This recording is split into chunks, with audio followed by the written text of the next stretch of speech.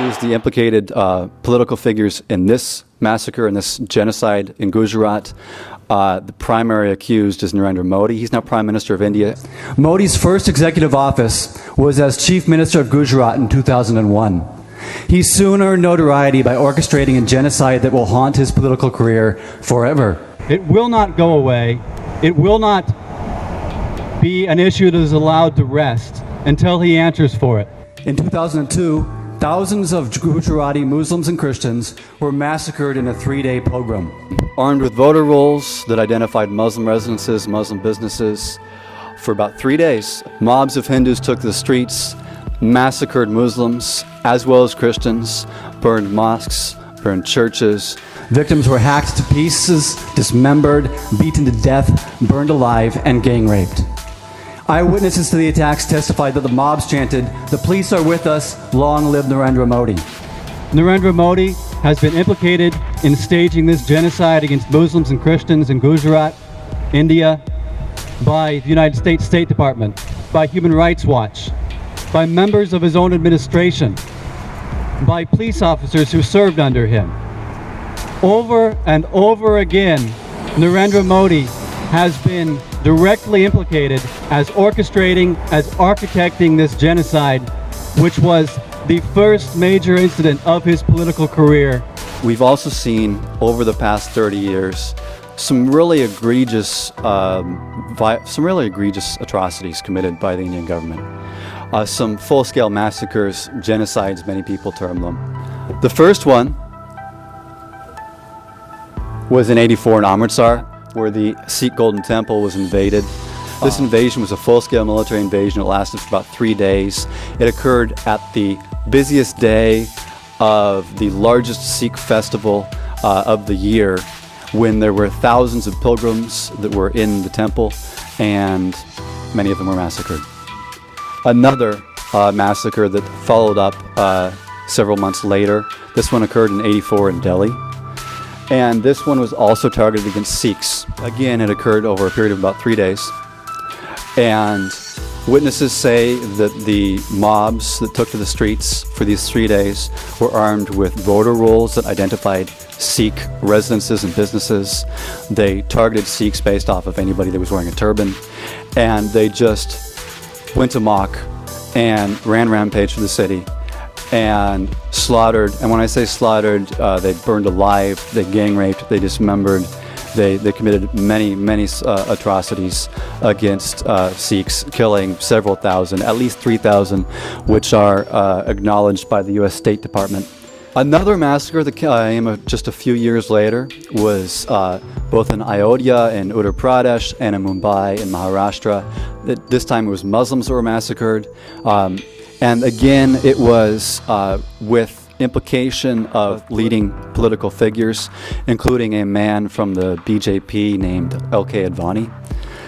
And about 2,000 people, according to the State Department, were murdered. The last pogrom we want to talk about happened against Christians.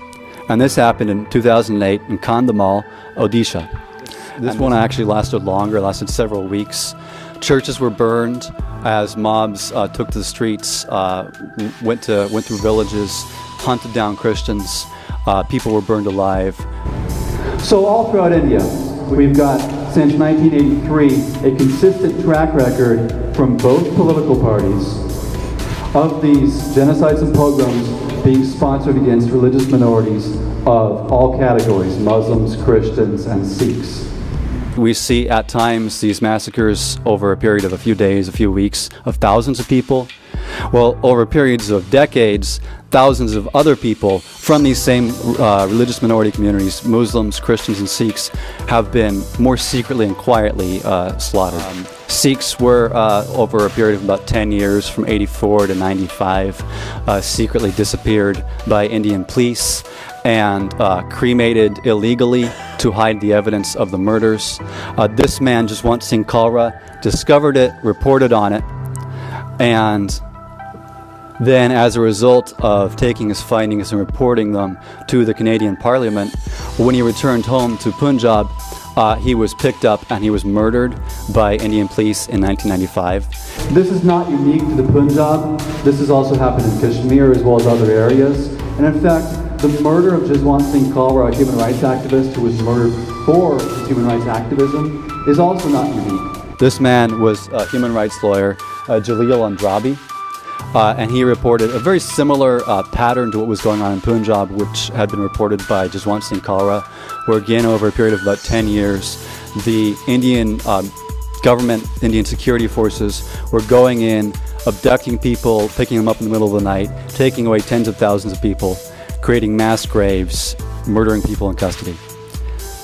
And as a result of his activism, in fact, he reported his findings to the United Nations in Geneva, Switzerland. He was murdered in 1996 by the Indian Army. Meanwhile, the Indian state refuses to sign the United Nations Convention Against Torture. The use of torture is employed as a daily tool in every Indian police department in the country. Torture is basically legal in India. It's widely practiced by police and military. And on the extreme forms of torture, which are common practice in police stations, you see people being stripped, humiliated, electric shocks, burned with cigarette butts, sexually abused, and so forth. We see that there's basically no liberty in India. Violent Hindu extremism is on the rise, and it's met with total impunity and with complicity by the government.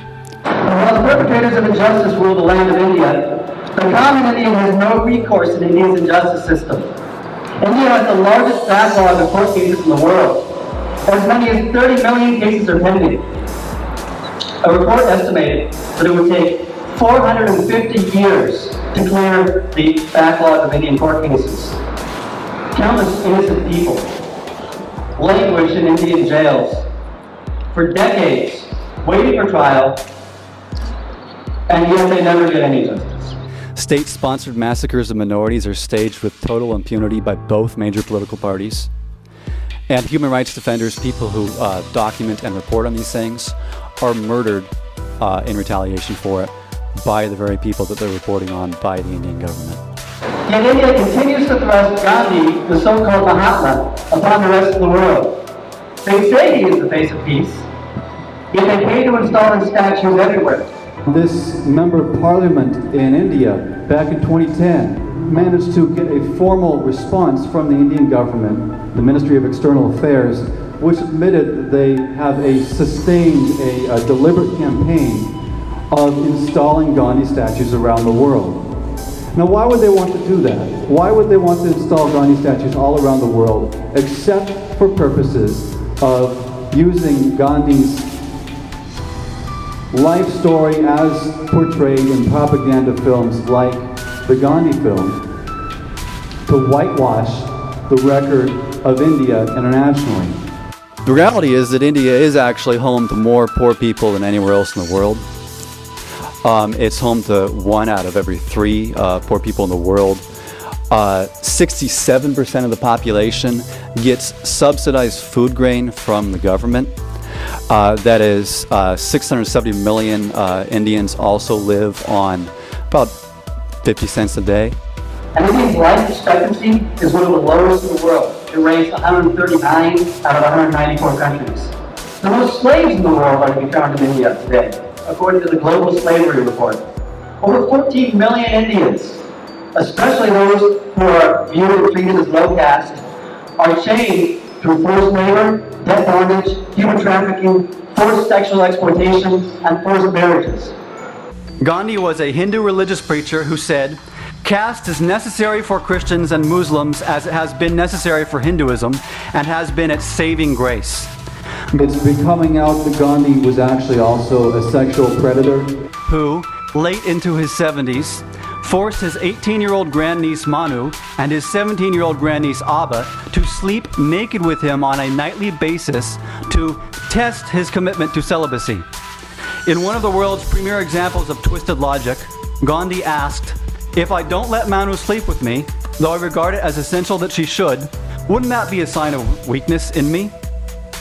Today, Gandhi would be tossed in prison if caught doing such a thing in so recent. People have been rising up against this and exposing the reality that Gandhi was actually a racist. Gandhi was an advocate of racial segregation of blacks in pre-apartheid South Africa. And so the real Gandhi is not anything like who he was portrayed as in the Gandhi film. So once again, it's propaganda. But if Gandhi is not who he said he is not who he's said to be, then we have to ask, is India what it is said to be? So tonight I am calling on you to listen to your conscience, to listen to the facts instead of Modi's PR machine, to listen to the blood of the many thousands of innocent Indians that is crying out from the ground for justice.